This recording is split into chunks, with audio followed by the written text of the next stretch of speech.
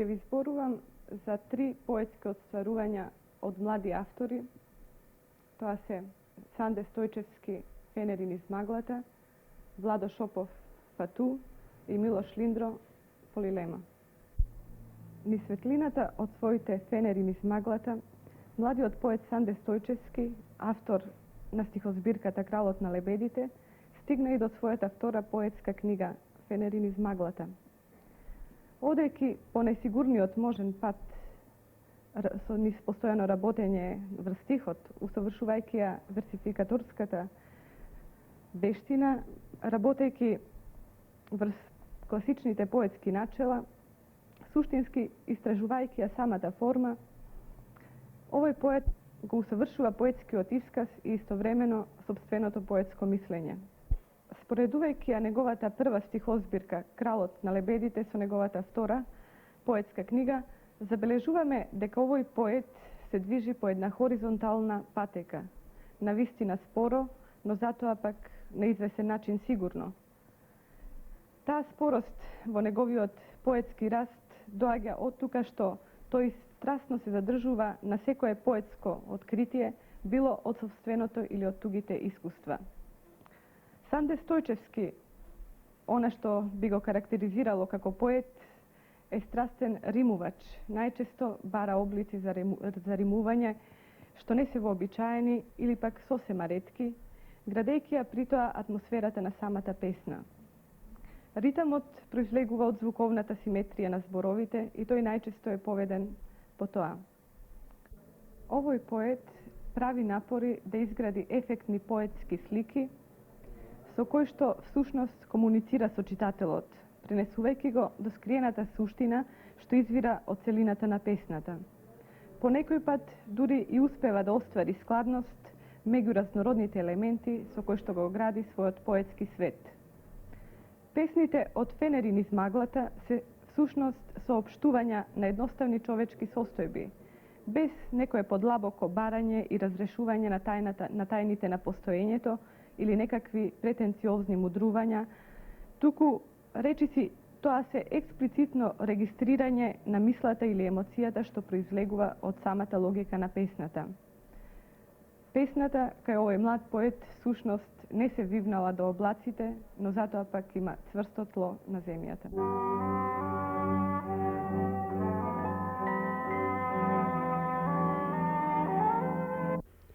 Моите песни ги работам дома. Сметам дека за работа на една ваква сериозна задача каква што е поезијата, неопходни се многу услови, создавање на многу услови, а тие најмногу ги има дома. Пред се тука е консултација со литература што е неопходна при компонирањето, при градењето на песната. Инаку работам мошне ретко и многу тешко, бидејќи сметам дека песната мора да биде максимално сублимиран израз на емотивните и на мисловните состојби. Сметам дека компримираноста на енергијата што се содржи во песната, што треба да се внесе во песната, треба да биде под максимален напон, за да би можело по пат на асоцијации, кога ќе се чита песната, да се размотува една лепеза на односи, на состојби, на асоцијации, на сознанија и на расположенија што може да ги предизвика песната. Инаку тука ми се наоѓаат при рака лектирите што секојдневно ги прелистувам. Пред се тоа се модерните поети на Шпанија, Италија и Германија. Гилен, Унгарети, Монтале, Тракл, Георге и други, главно од тој круг, кои што секогаш ме инспирираат и неисцрпно ме наградуваат. При градењето на мојата втора книга Фенерин из маглата се раководев од концепцијата што ја споменав пред малку, да биде сублимирана максимално состојбата што ќе се внесе во песната. За да се види таа постапка, оно колку што јас сум успеал да ја применам, би прочитал една песна од споменатата книга Фенерин из маглата.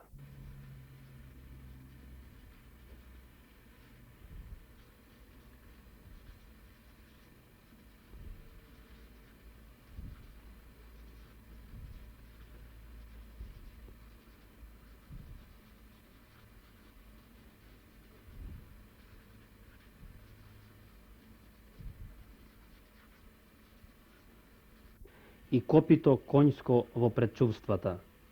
Веќе крцка ледот дремката што ја покрива, се погусто се нафаќа слана во сознанието, се таи во кривата брестова шума. Северно од поилото, во долот, близу пајажинестите настани, силен тетреб како низ одаи шета по изгубените битки, ги одбира снажните удари, подклекнувањата и жетта ги закачува под зидовите. Продупчен опинок се тркала во сонот, при крај е лебот од памуково семе. Евеа и втората книга на Владо Шопов. Овој млад и амбициозен поет својата инспирација најде во далечната, но блиска Африка, инспириран од фламбојаните и песната на тамтамите, представувајќи се во една сосема нова светлина, светлина на созреаност, за која секако придонело и африканското сонце. Вживувајќи се во африканската амбиентација, што го понесува, овој млад поет не останува рамнодушен кон живописниот ивернаш, кон океанот, баобабите, дрвјата што горат, куќата на робовите, кои имаат всушност во поезијата на Владо Шопов функцијата на некаков поетски декор, во градбата на пеењата, што импресионираат сепак со својата кохерентност. Тие се испеани речиси во еден здив, со префината и ненаметлива слика и мощне пречистен израз, кој што тие извираат импулсивно, ненаметливо, заедно со поетовото доживување на Фату. Фату, црната жена, која што всушност е судбина, божица на плотената радост, на осамата, на животот, на рагањето и смртта, која што, како што вели поетот, е звук и слика на далечни и скорашни порази, здив на испотените деца, едновремено прераснува и во символ на слободата во едрото на животот на Африка.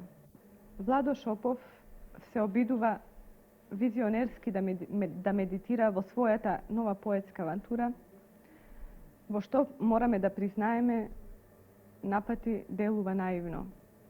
Фаталната Фату, фатена во поетската мрежичка на младиот Владо Шопов, внесува една нова боја на поетски сензибилитет и сепак придонесува кон разнородието на поетското доживување на светот во поезијата од млади пишувана кај нас.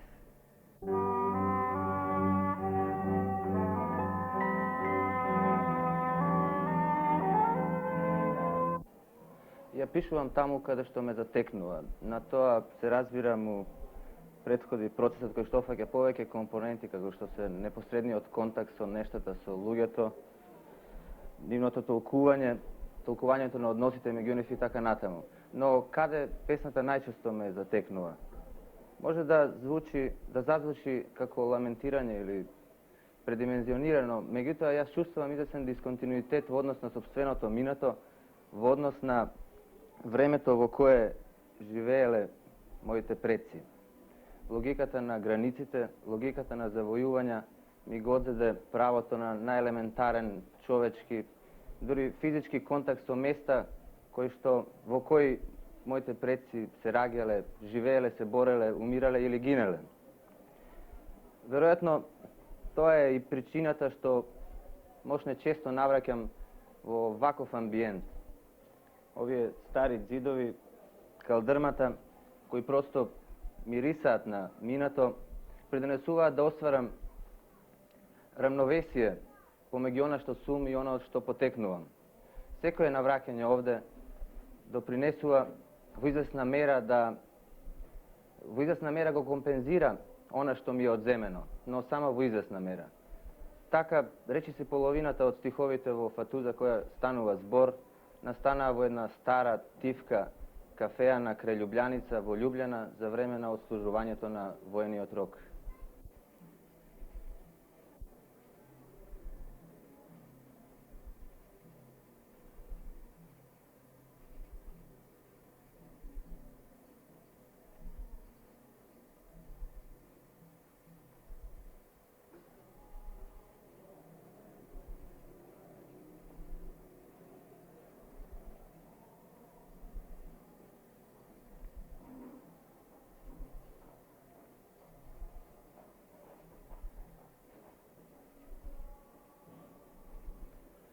Околу себе забележа светови втренчени во неа и слушна врисоци како ехо на далечна мелодија.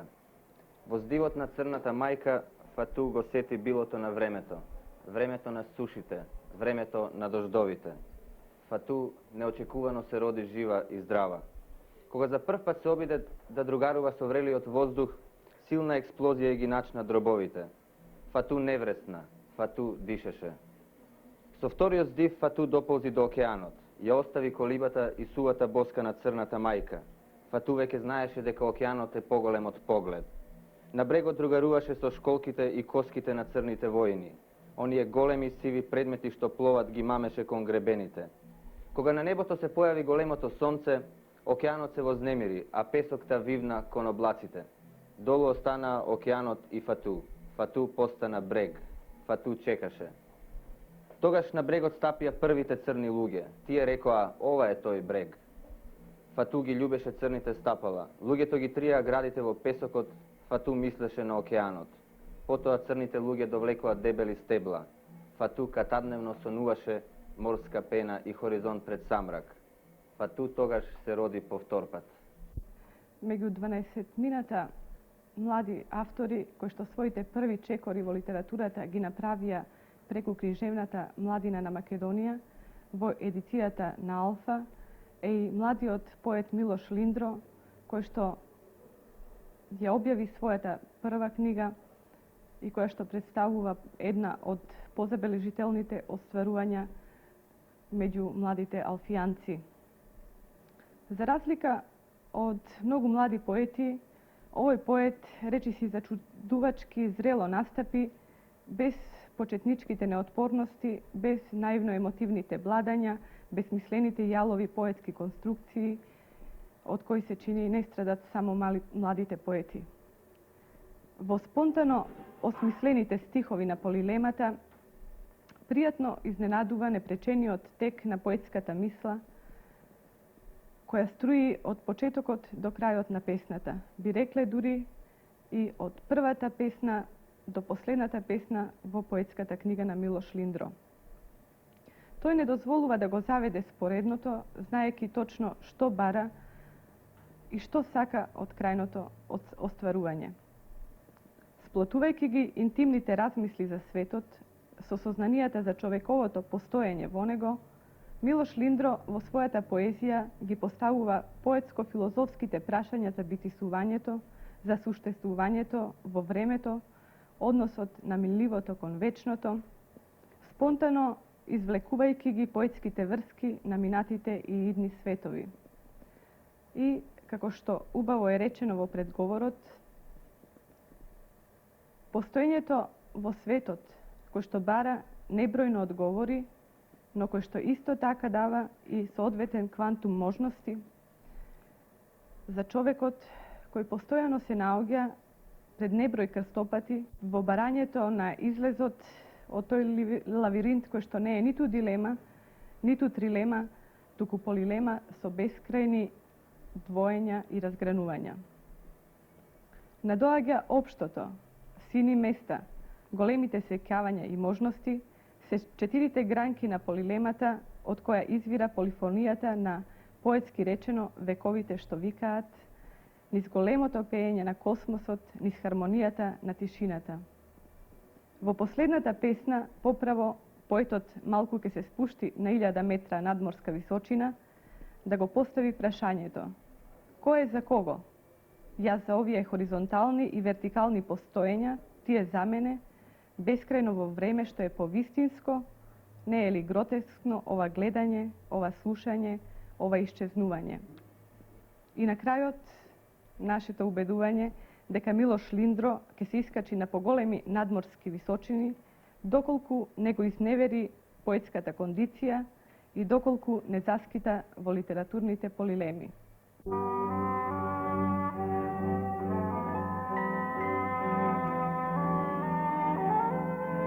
Најчесто песните ги пишувам во една издвоеност.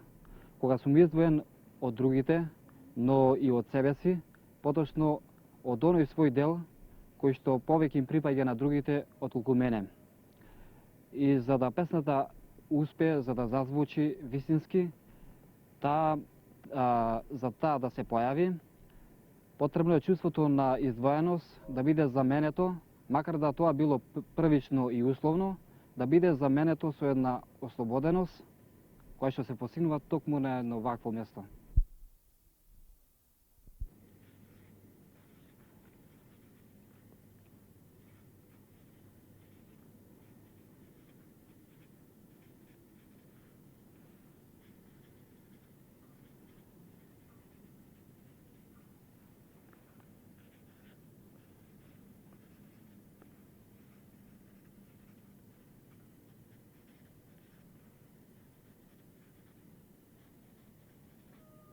Се беше поинаку, ненаметливо, стрмно и вистинско, со тивки далечини, заспани снегови и многу камења, многу лисја, осамени ветрови, заробени птици, понекој шум, застаклен простор во река што престанала да тече. Кој е за кого? Јас за овие хоризонтални и вертикални постојања, тие за мене бескрајно во време. Што е повистинско, не е ли гротескно, ова гледање, ова слушање, ова исчезнување?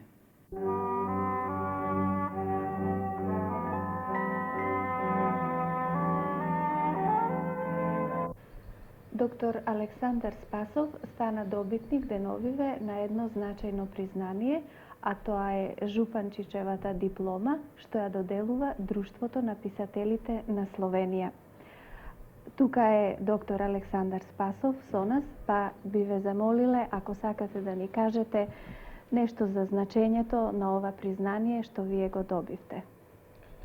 Ова жупанчичева диплома е првпат установена во врска со прославата на 100-годишнината од раѓањето на Отон Жупанчич, еден од најголемите словенечки поети, која ќе се прославува идната година во Словенија и во сета наша земја. Имено тој е роден во 1878 година.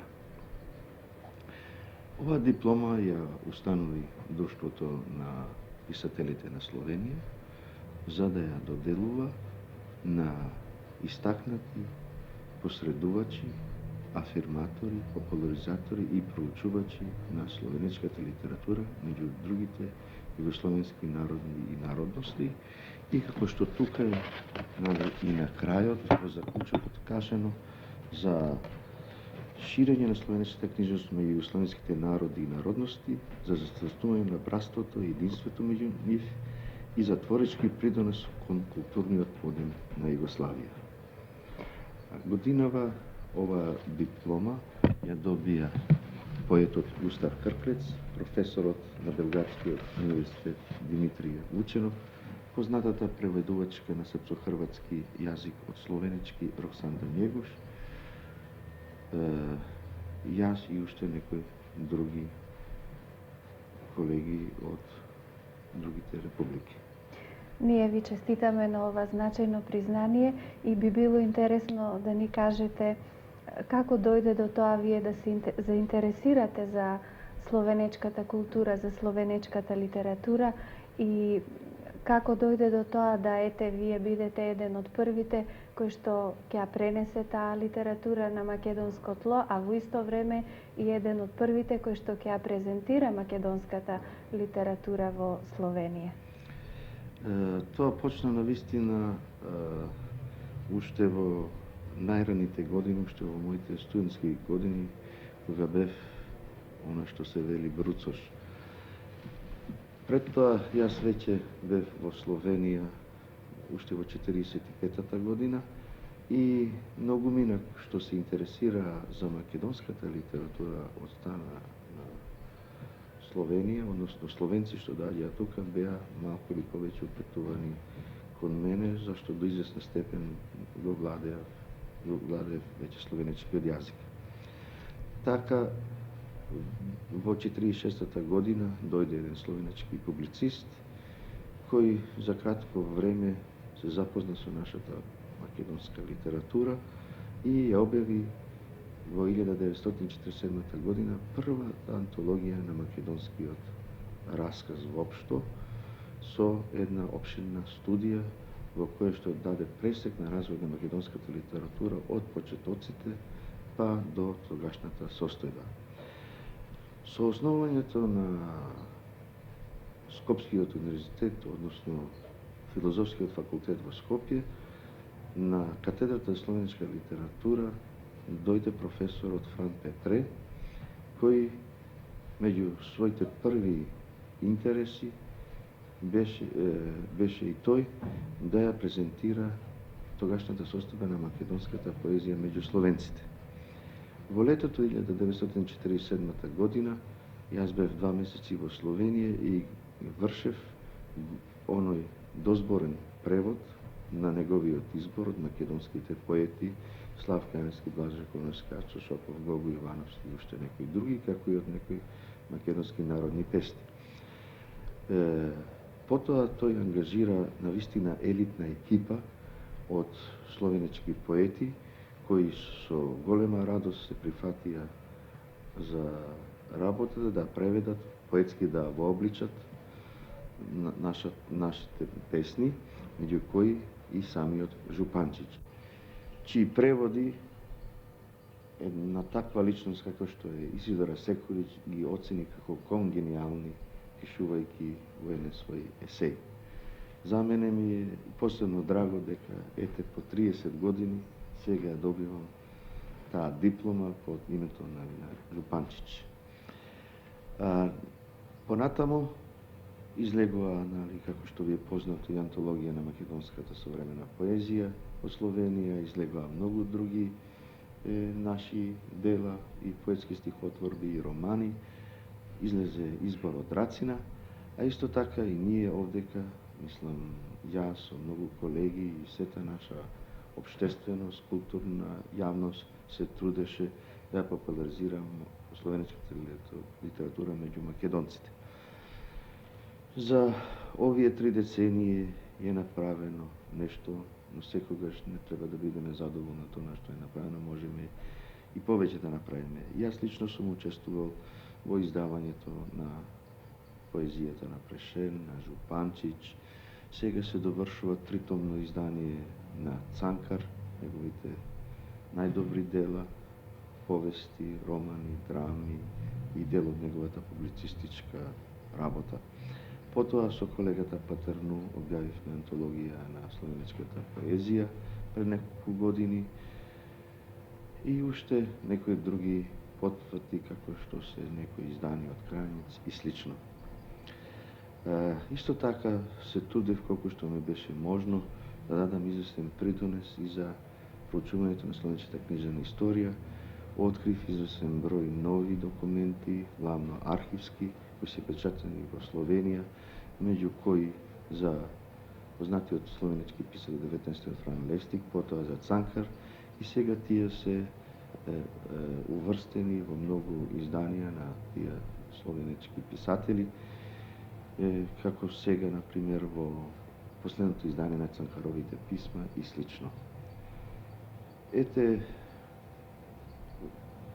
кога ќе ја приклучиме и мојата скоро 2 децениска педагошка работа на Скопскиот факултет, предавање на словеничката литература, би бил тој мој удел, тој мој придонес во овие меѓусебни македонско-словенички и словеничко-македонски литературни врски. Што уште може да се направи во тие меѓурепублички врски и во таа соработка меѓу Словенија и Македонија? Па, прво ја што би пожелел, тоа е да се заинтересираат повеќе млади луѓе кои би го научиле словеничкиот јазик и не само словеничкиот јазик, туку и словеничката литература и словеничката култура, затоа што еве нашите генерации полека се заминуваат, а треба луѓе кои тоа дело ќе го продолжат.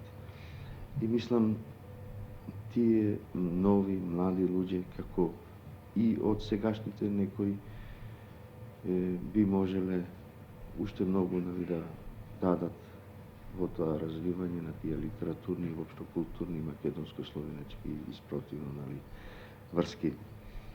Во секој случај, се до тоа треба сега да се подигне уште на поголемо стручно и научно ниво,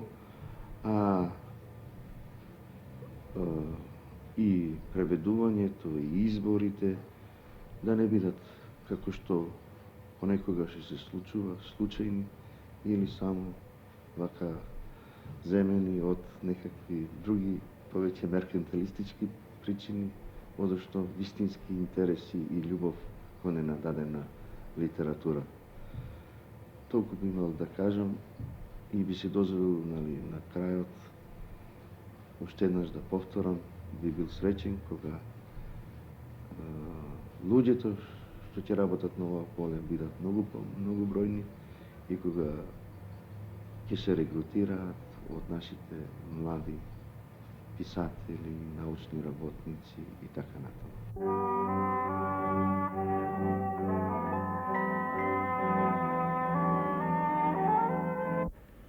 Љубителите на книгата посебен интерес пројавија за едицијата светски и југословенски класици, кои во нашите витрини може да ги набават. Овде ги имаме Бихорци од Ќамил Сијарич во превод на Трајан Бавтировски, во два тома од Жан-Жак Русо, Јулија или новата Елоиза во превод на Јован Таковски. Потоа Погледни го домот свој ангеле од Вулф во превод на Благоја Стоичовски во два тома, Одење по маките во три тома во превод на Марија Најчевска Сидоровска, деновиве од светската класика од печат излегоа и книгите од Жил Вен во три тома, Децата на капетанот Грант, книга во превод на Ташко Ширилов, потоа книга за џунглата во еден том од Киплинг. Во витрините на салонот свое место зедоа и собраните дела од Иво Андрич во 16 тома, кои за прв пат здружено со другите издавачки куќи од Југославија излегоа на македонски јазик. Во рамките на месецот на книгата организиравме изложба на собрани избрани дела на македонски јазик и воедно и на странски и југословенски класици, како на пример застапени се делата од Славко Јаневски, кој излегоа оваа година, потоа од Михајло Апостолски, од Стале Попов, Димитар Митрев,